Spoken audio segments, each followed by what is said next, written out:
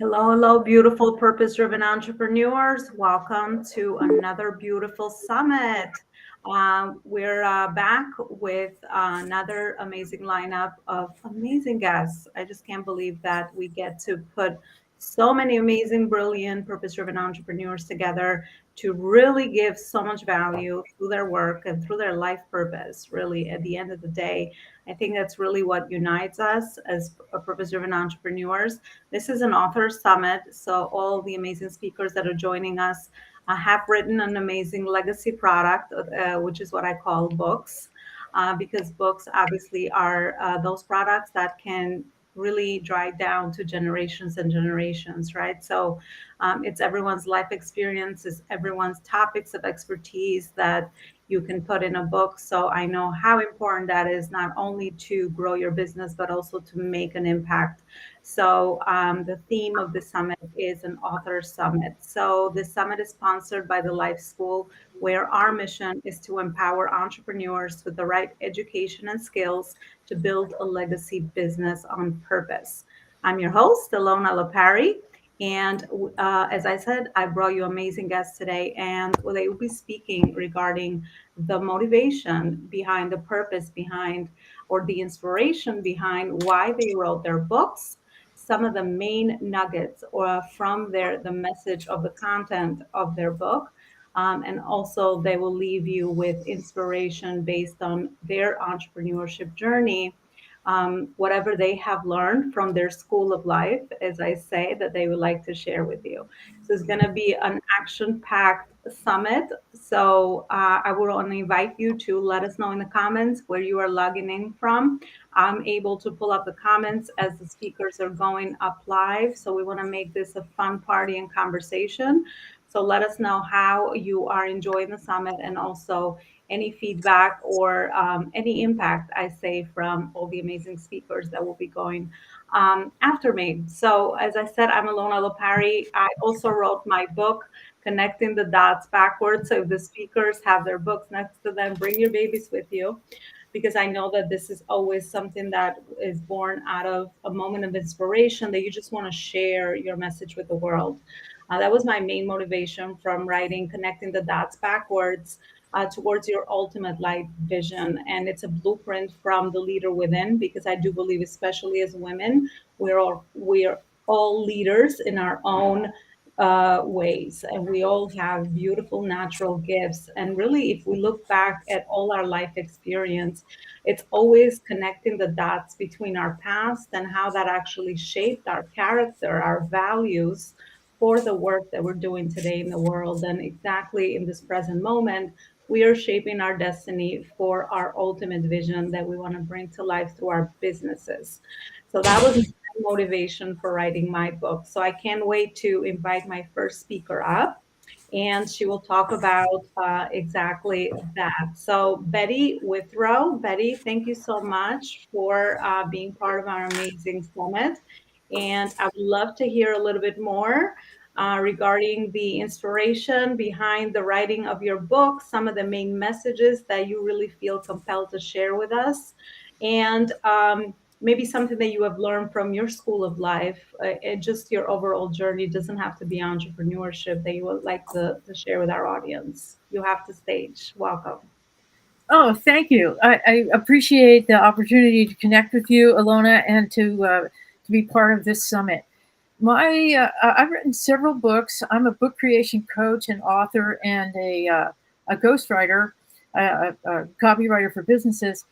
And I found that in the course of being a ghostwriter, there was a lady who had great ideas for her book and they didn't seem to quite happen, and I was getting frustrated by these excuses that seemed to her to be reasons.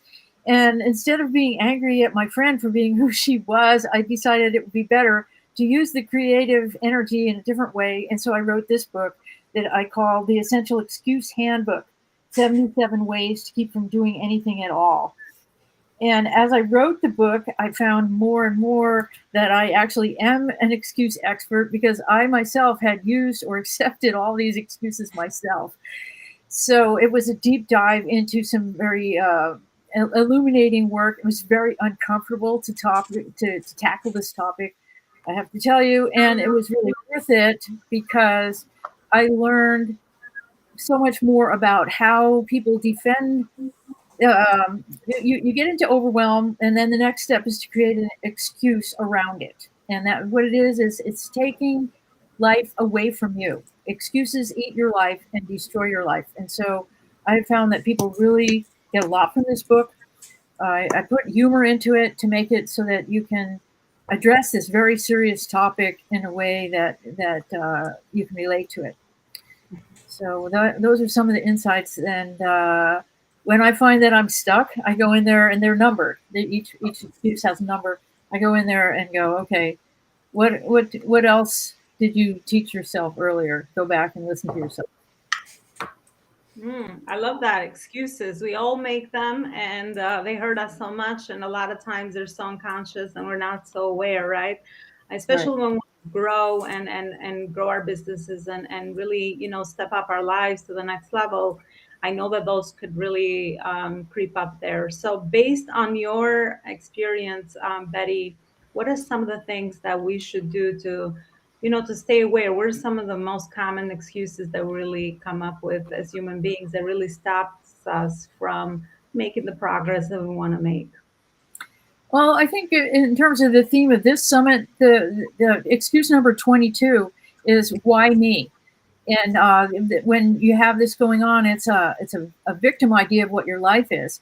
But if you turn that around, you find that the reason that it's you is because you are the unique person in the whole universe who has the ability to deal with the situation or to take care of the situation that you're in using your own strengths. And the why me excuse is a way of distancing yourself from your own strengths. So if you step back and I put questions here too. Um, who would you need to be in order to step into that vision and take that role that you're resisting? Mm. Yeah, no, I love that. Love those questions. And I like that it's a workbook because a lot of times, writing and getting that clarity just by kind of reflecting back on ideas and things that, Mhm. taking that information that you put and also applying it is really so helpful and valuable for everyone's reflections towards, what are some areas of their lives that might be making excuses and I might be Mhm. even aware of. So, I love that the work that you're doing with the book there, and the work that you do overall is you help other people write their books. Tell me a little bit more regarding your bigger vision or your bigger, the work that you do in the world, and how do Okay. you help other people? Okay. I specialize in working with authors who have an idea that hasn't really landed for them yet, or getting them off to a start.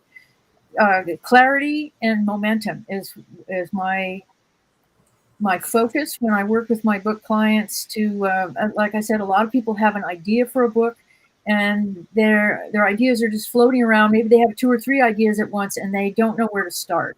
So what I say is, the first question is, what do you want this book to do? So I work with people to get that up and running, creating a custom system for each author. I'm also an editor of various types of materials, and if called upon, I can do ghostwriting as well. I write copy for businesses, and so I'm just a language person. It's really my passion to get people connected so that their thought can go onto a page and then be picked up by someone else's mind and go into the world and grow up. Mm. Yeah, that's beautiful work because I know that purpose is so important. Sometimes we all want to write. Maybe if you are a beginning writer, I remember Mhm. all the conflict I felt as I put this Yeah. book together of what am I writing about? I don't know what I'm writing about, right? Who's going to want to hear this? Who's going to want to read the book, right? All the imposter Mhm. syndrome that come up. So I think clarifying the purpose of you writing your book and tying it to your bigger vision and purpose really helps you with the fears of kind of like the beginning process that everyone is through. Um, how to actually put a book together. Betty, I thank you for everything that you shared with us. And one last question I have for you is, from your entrepreneurship journey so far, what is it that, like a lesson or a challenge that maybe you had overcome that you want to share with your audience? Okay. A big challenge that I've overcome is feeling that I can simply present myself as I am and be ready to connect with the people who can relate to that and let go of needing to be everybody's Betty, so to speak. uh, I can be the person I really am, and the people who are drawn to that are the people that I'm meant to work with. And I mean, learning to be fully engaged with my own process at the energy level that works for me and not trying to be everywhere at once. Ooh, that was awesome. Thanks so much for sharing that. I think that is such a big thing, working on your authentic power and finding our authentic power and just, settling that it's whoever I am, this is who I am, and showing up authentically in all these other areas of your life and business is so important. It's something that we're always discovering, I always find, because they're always evolving. Right. So so much for sharing that. And I will go to my next speaker next, and she will also share a little bit regarding her journey and similar format to Betty. So, Heather Andrews. Heather, thanks so much for being part of our summit today. Nice to have you here. Hello, welcome everybody. Great to be here. Thank you, Ilona. I am Heather Andrews and I have a publishing company. So, my journey started writing a chapter in a compilation book, and those compilation books became near and dear to my heart. And I have now published 10 of those on my own and alongside over 200 authors as well. And we have 50 books underneath the Get You Visible branding. So the power of your story. So I help women understand their story matters. And when you encompass all of your life experience, the education that you have, all of that, we find that commonality. And so, as a story mentor and publisher, I help you bring that into one book.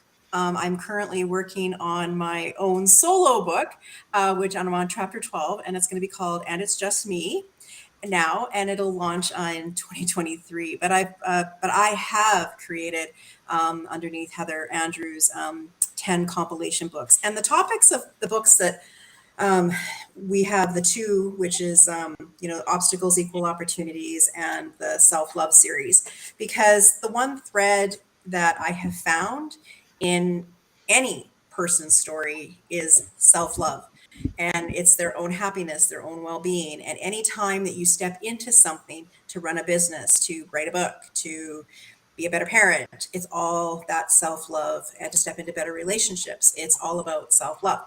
So when you step into the power of your story, you kind of shift a little bit, because your story is your relatability. So how you have a company or a business, your story is the first step to being relatable to someone else. Hence why we're all here today, right? Because it's a story that is connecting us. And with your education and your experience, it's your story is relevant. And so many of us don't take into the account how our story can be someone else's lifeline. And I've seen it in the 200 authors, both men and women, that I've published. And so it really is, and you have a team to back you up, because so often, probably excuse number one is, I can't write. Well, you can. That's why you have people like Betty and myself and other people to help you. And you have an editing team, and you have all of these wonderful people and tools that you can use to share your story. And so I always talk about, your self-love, common thread, love yourself enough to get visible in your business and your life, right? And that's where the power of the book comes into play. And then you have the relatability factor, because it's the relatability factor that really comes into that space of connecting, right? Because everybody always asks, what do you do? And your backstory is why you do what you do, right? And then you're a resource. And when you bring all of your story and your education and your wisdom, it really is about being the resource. So when I think about some of the things that I've learned, is Love yourself enough to step into the visibility. Share your story. Someone else needs to hear it. And you can't be a success and a secret at the same time. So if you want your business to grow, you have to step in to the visibility and know that you're deserving and receiving of all things great. And you just really need to step into that power of your story because it matters. So that's all I really have to say. I just know that publishing books has changed my own life. And I've heard it time and time again how it has really changed, the lives. And I've always said with every book that we do, if it changed one life, it worked. So we're good. And whether it became a bestseller or not, you put your story out there. And sometimes we think that we have to write a whole book, but we don't. There's compilations that are there so that you can, as an introductory, I call them the beer taste test way of publishing, because you can step in to writing a chapter and then that takes you into becoming comfortable with your story. And then you can go on to publish your own book. So. Yeah. Wow, you can be a secret and a success story at the same time. Someone has got to No, quote no, that. you can't. You can't be. You Can't can. be. You can't be a Exactly. success and you can't be a success and a secret at the same time. You have to choose one or the other. So Yep. I love that. That is so, so crucial. So true. Heather, I always wonder from you guys that write, so many books that are into this and you help so many people write their books. Do you have your favorite? I feel like it's like a parenting. It's like, do you have your favorite child? Like, which one is your favorite book out of all the books that you've written? my favorite is probably the self-love series, because so often people step into their worthiness and to know that their story matters. And it's probably the one that I got the most reach outs as to how it changed people's lives. Yeah, wow, love that. And another question that just like popped up as I was going through this journey is like a lot of times when you're writing, you're self-healing, right? And you're discovering so much from the depth of your soul, your experience. You might even utilize that process. As you said, you help so many clients go through that process, and it is a process, right? Everyone can write, absolutely. But you figured out that you kind of have transformed yourself through that process personally. What's your insight on that? Um, I think writing has been so cathartic for me, and I've learned so much and just about self. And that's where I always say that this is like a transformational journey. Writing in a chapter, writing your own book, or working with someone who can help you through your story, because it really does. It helps you celebrate who you are. And I always say the best love affair that you can have is discovering yourself. Mm, absolutely, amazing, amazing stuff. And Heather, one last question regarding your journey so far being an entrepreneur. What would you like to share with us? In terms of being an entrepreneur, people need to hear from you. They need to know why you do what you do. And just stay to the story. Like, your stories are going to fade off and your story's going to change. And it really does. So step into the blank pages is really and step into the new chapters. And on my arm here, I've got my own mantra, which is I am the creator of my own story. And that has probably been the best thing that I can say about the world of entrepreneurship is the people that I've met, the stories that I've heard, and it really is about that ever changing and ever evolving story. So just know that you are the creator and you don't have to hang on to the old stories. They're old for a reason, but celebrate the good and the bad and just know that that's what the essence of your soul. Wow, powerful. Thanks so much for sharing that and everything you shared so far. Really, really Thank amazing you. stuff. Awesome. Now I'm going to my third speaker, Katina Horton. Katina, thanks so much for being with us today. Love to hear a little bit more regarding what you want to share with us. You have the stage. Sure. Can you hear me okay? Yes. Okay. My name is Katina Horton, and I consider myself the love and freedom toxic relationship recovery coach. And I want to share a little bit about why women continue to go into the narcissistic abuse relationship cycle. Okay. And so what happens is that ever since we were little girls, we all dream about like being a fairy tale princess who gets married to her knight in shining armor type of thing, right? And the problem with this concept is that it involves disillusionment, and we mistake fairy tales for real life. And so, in real life, when we find ourselves with a knight in shining armor who sweeps us off our feet and roses galore, that type of thing, 9 times out of 10, we are dealing with a narcissist. And so when we think, though, that when we set ourselves up for thinking that we're going to have this fairy tale situation, what we do is set ourselves up for being on this hamster wheel, I call it, of going from one soul tight toxic relationship to the next. And then your question might be like, well, why does this keep happening to me? And it keeps happening because there are unresolved issues that need to be healed, and then you've got to go and take a trip back to the beginning. You got to go back to, when I say the beginning, you're going back to the Garden of Eden, and you're going back to your family's love story garden. And so until this happens, you're going to keep repeating what I call the 5L cycle of freedomology. And that's love, lies, limiting beliefs, learned stress response, and limited worldview, in that order. And so when it comes to love, that means you went searching for your family's love story garden instead of God's, right? And you might say, well, what do I mean by that? We've got God's love that's perfect, and his perfect love casts out fear, right? And then his story begins and ends with lavishing us with unconditional love. Our identities are grounded and rooted in him. And then as humans, we're just imperfect, right? And so if we're imperfect humans, then that means that our parents' love, right, used as an earthly resource of God's love, is imperfect as well. It's filled with brokenness, sin, and love story gardens with toxic roots. And so, if you are that female, for the women, the toxic roots would be lies that say love is abuse, love is devalued, love is abandonment. And then for that narcissistic man, it would be in his love story garden: love means I abuse women. Love means I devalue women. Love means I abandon them emotionally, mentally, spiritually, physically, financially, etc. Okay? And so from these roots contain the lies, and they provoke fear of not receiving what we need. Okay.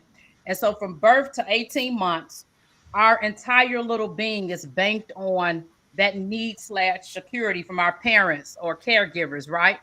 And then what happens is that our parents' ways of displaying love and being attuned to our needs, right? It led us to developing one of 4 attachment styles. Either we are going through secure attachment, anxious attachment, avoidant attachment, or fearful avoidant attachment, right? And so then there's also the case where some of us could have started off with secure attachments.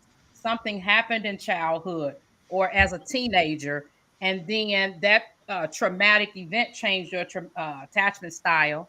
And then also, depending on what relationships we're in, where some people are just not emotionally safe, our attachment style could change, if that makes sense. And so our family's love story garden, it begins and ends with whatever lies Satan made our ancestors, which is our parents, grandparents, great grandparents, believe about love and freedom. Okay. And what do? We drank the Kool-Aid, so to speak. We took the lie and we ran with it, right? And so we saw everything that looked good on paper about this man.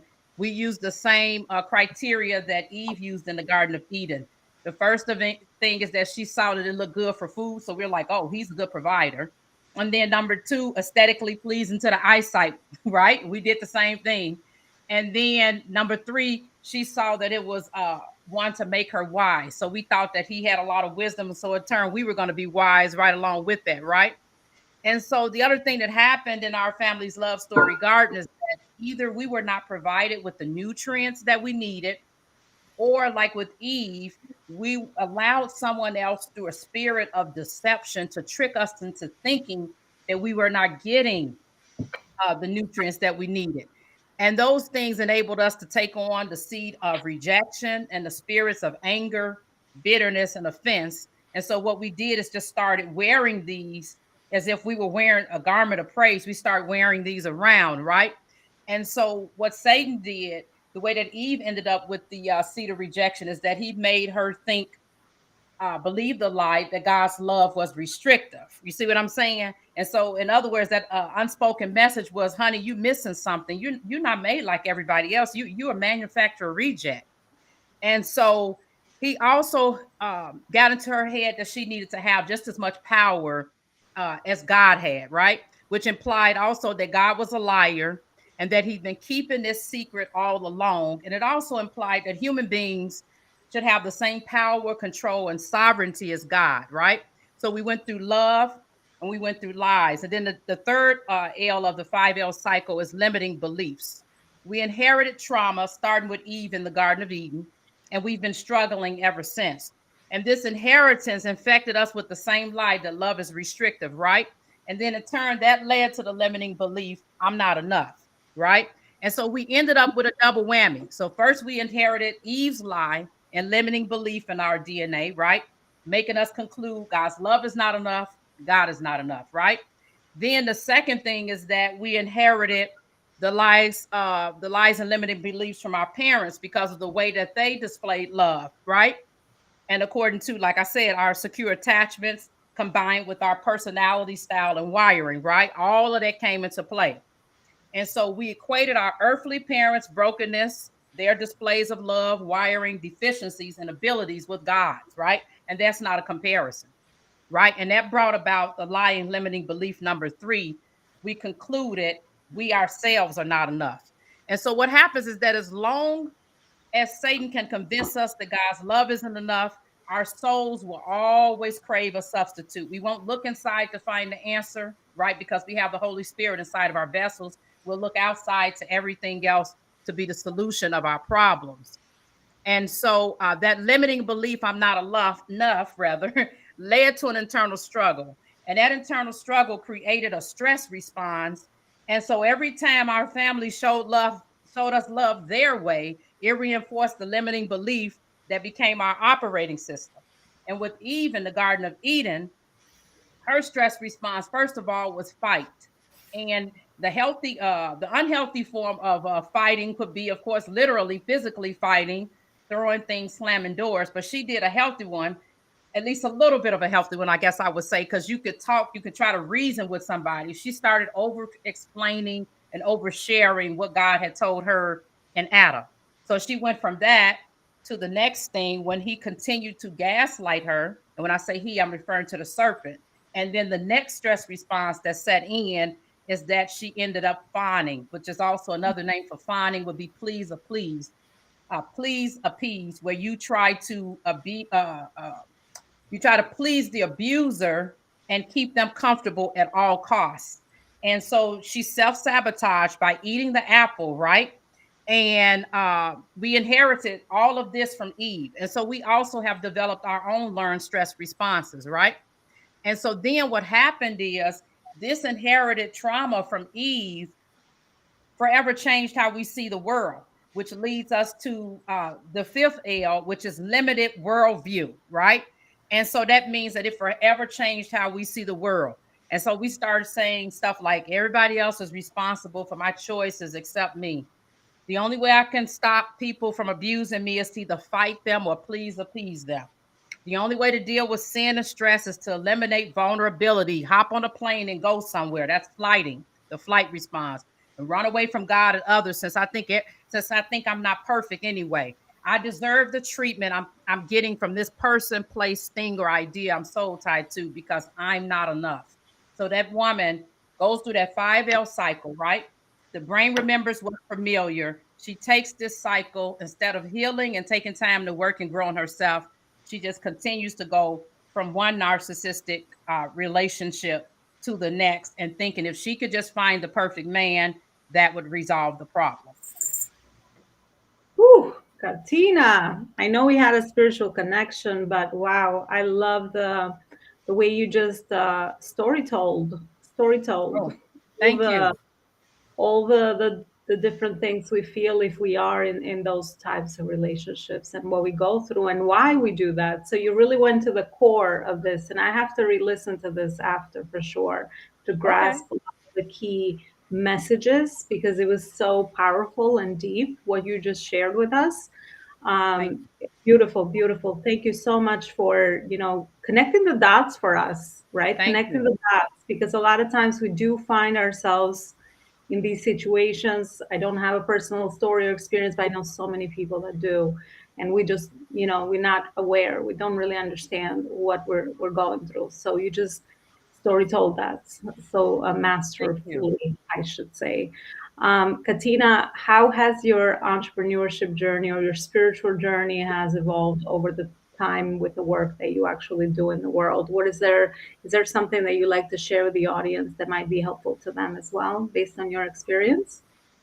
You know what? I would say that three things is that number one, putting God at the forefront of your business and letting him be the CEO, and knowing that his will is number one over your will and everybody else's will for how your business should look, business slash ministry slash calling.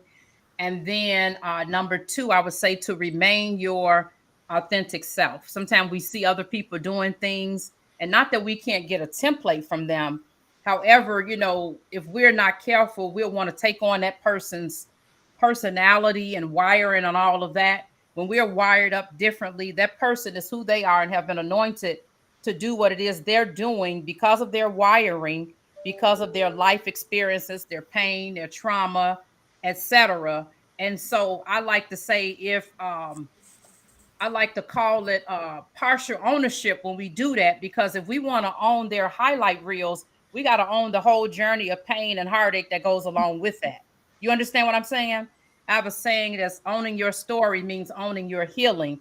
Disowning your story is disowning your healing. So when we own our own stories, then that way we can be our authentic self instead of trying to be someone else's. And then number three, I would say it's important to set up boundaries for your business and your business relationships and the people that you interact with.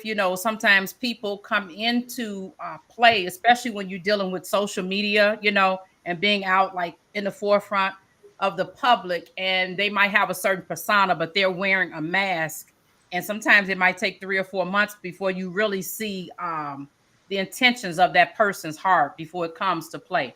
So just setting up, that it's important to set up boundaries, because just like boundaries would be the emotional, mental, spiritual, and physical life gates of the soul, the mind, body, and soul. They're also the same thing when it comes to our business. All of that applies to our business as well. Wow.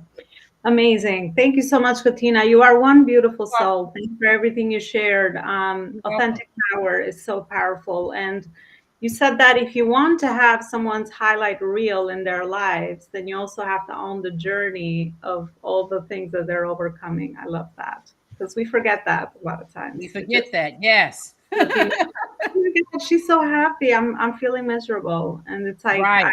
you get sad. It's like you go through an emotional roller coaster for no reason.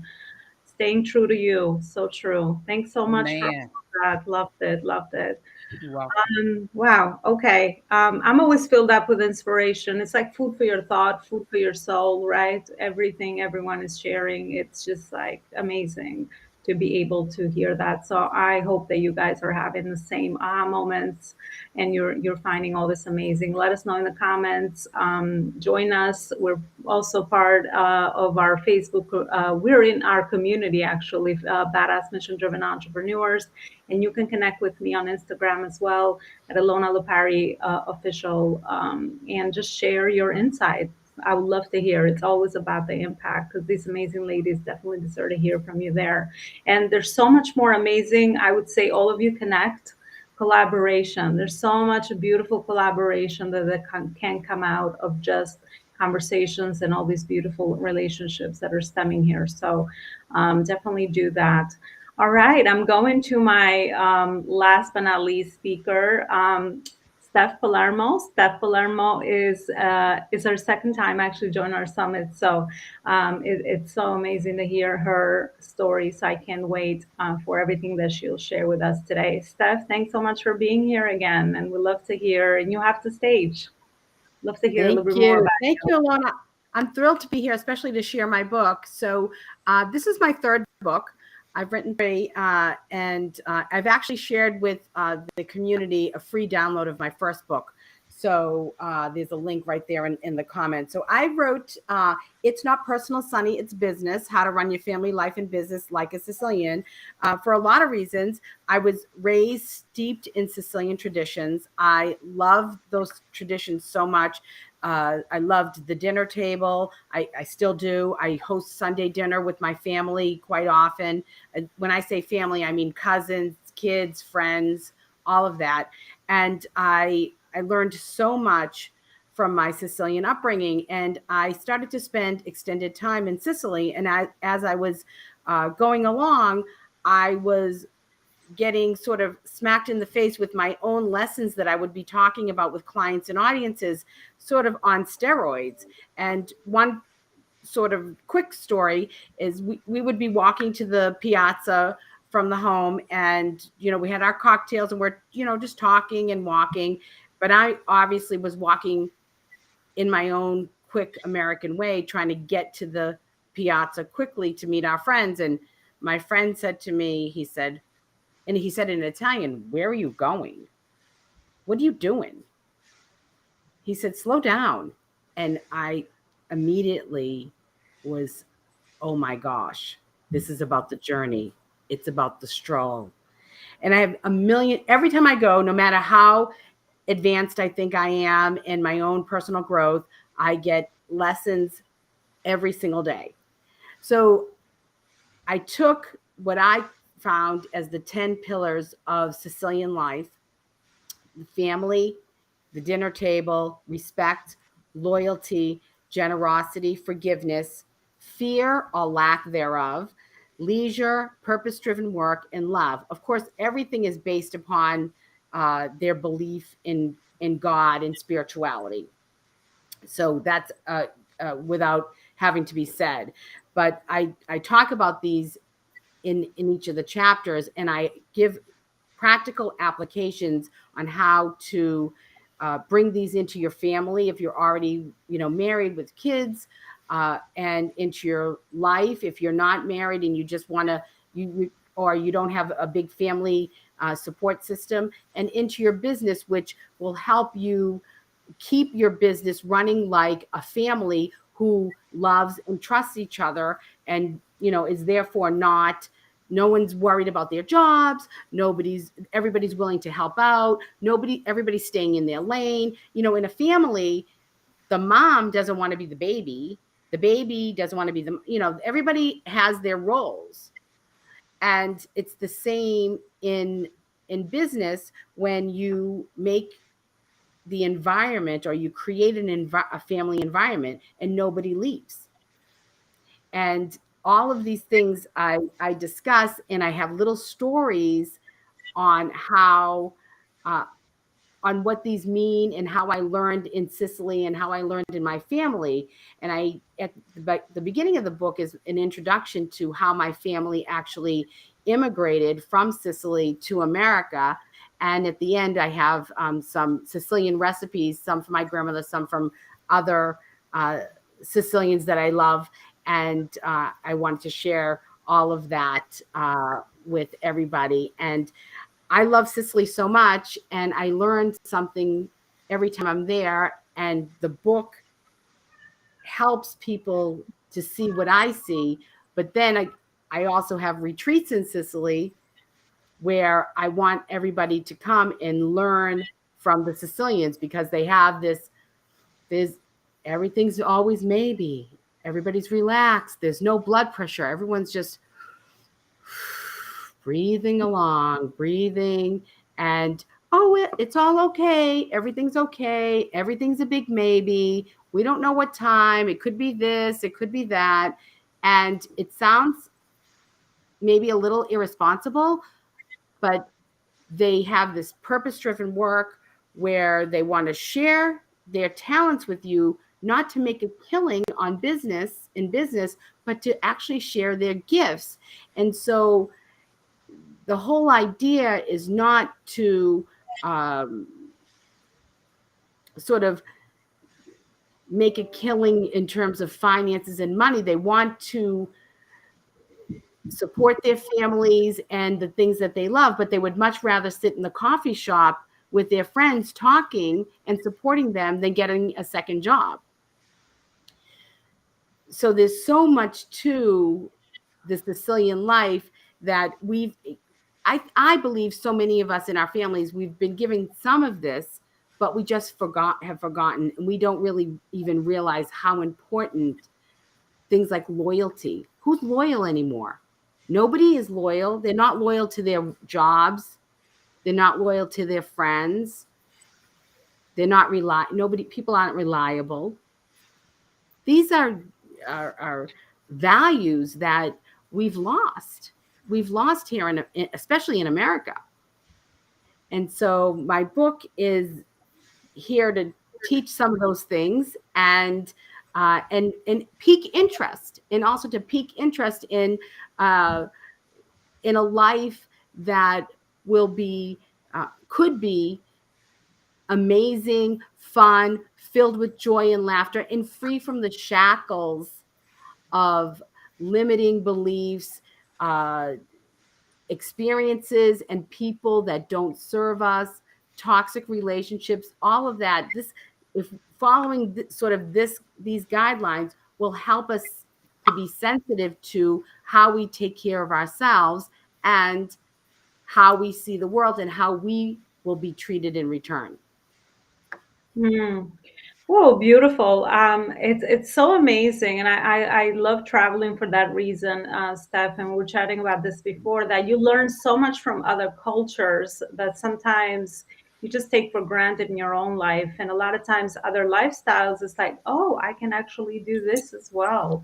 So there's so much to say regarding, how people in Sicily live their lives, and we have some commonality because I'm also Albanian and we're like neighbors there. But I always appreciated the social aspect of the community, as you said. People are not, profit driven. That is not why I wake up in the morning, but they're purpose driven. They like to chat with their friends. They like to connect. They like to take it easy, let life flow, be in the present moment. All these things that here in this culture where we live, and I'm in the US as well, we have to intentionally set habits because it's not, the way of the way that we see the environment around us. Absolutely. And I immerse myself in the culture, and I have so many friends all over the island now. However, in the Paese, the small little town that I stay in, I've made really friends with a lot of even younger folks, because I'm 55. So I have some of these things that I lived with growing up, and I miss them. However, I find that the younger generation doesn't even have the understanding, or they don't even know what they're missing. And, they're just too busy with the technology and texting. But I will say that something will always be missing in their lives. They just won't know how to fill it. In Sicily, I noticed that the younger people, they'll come and they'll sit at the dinner table for hours on end. Nobody says, I got to go. I can't stay long. Nobody does that. Nobody says, oh, I got to go. No, they sit and relax. And you really cannot build relationships if you don't have time to spend, conversations, stop texting, get off have eye contact. People forget. They don't realize that it's something like 95% of communication is nonverbal. It's the eye rolls, or the breathing, the turning of the head, the hand movements, all of that. And if you're texting or you're not getting any of that, people are not going to be able to understand people going, then you got to look at somebody's eyes. They don't even know what that means to be able to trust people. You can't, people don't realize how much they're missing by not spending time together. Which is why we have to be so intentional, because at the end of the day, spiritual fulfillment, we all know this, all of us, I'm sure, comes from relationships, right? The value and the quality of our relationships. Yep. So I love that you said that. Especially, I think this generation is definitely in danger for that. I do see a lot of challenges. As much as, technology has created this right here that we connect with globally. Absolutely. And now we have a friend, you in Sicily, when you go there, and you can give us a tour guide if we decide to visit, or anywhere else that we are physically located. This is the beauty of technology, but of course, just like with anything, there's also other side effects is that we're dealing with, not just mental health and all of that. So we do our best. Thanks so much for bringing awareness to that, and for everything that you shared. And I think cultures, like being rich in culture, it just grows you. It's just like gives you so much insight and opens up your mind to all the different perspectives of people and how people live, right? And you just find some common threads from traveling. At the end of the day, it's not the money, it's not the monetary, it's the spiritual fulfillment. And just like Heather shared, the self-love that stems from everything else that we do. So doing work that fulfills us takes care of the rest, really, of all the other things that we want to have in our lives, for sure. So absolutely, I want to thank you all, beautiful ladies, for sharing everything that you did. It was inspirational, informational, educational, all the E's together. I want to thank you for everything that you've shared and the journey with us. And I know you will have include the links to your communities where people can follow you along in your journey, and also the link to your books. Right inside the Facebook group that's called Badass Mission Driven Entrepreneurs. And guys, let's build our libraries. So physical books is nothing like a good physical book. I know we do audio. I know we consume content in so many, ways today. And I'm okay with that, because net time, you want to save time. I understand, but there's nothing like a physical book to fill your libraries. And have a goal of at least, if you can do one a week. I mean, leaders or readers, one a month, one every 2 months. Set an intentional goal to read, and don't just read regarding the area of your work, where your work is mostly concerned. Read regarding other areas, read journeys of other people's stories, biographies. I mean, you just cannot help but just grow yourself at all these different dimensions and levels. And I find that because of that information you're gathering, you're able to articulate it in your work. It just becomes natural, right? So you just practice all those skills all at the same time. And not to mention that books always spark the most amazing ideas of inspiration. So you just don't know that out of one book, you might just have your next project that might just change people's lives. So that's the power of books. So definitely connect with each other, connect with all the ladies in here. I thank you all. And we have reached the end of our summit. You'll find the summit as a podcast also at the Life School Masterclass show. So please support the ladies, support one another, and also support our communities, so that we can bring you more of these amazing conversations and connect you with more amazing purpose-driven entrepreneurs around the world. Thanks so much, ladies, and have a beautiful rest of your Thursday. Bye for now. Thank you. Thank you.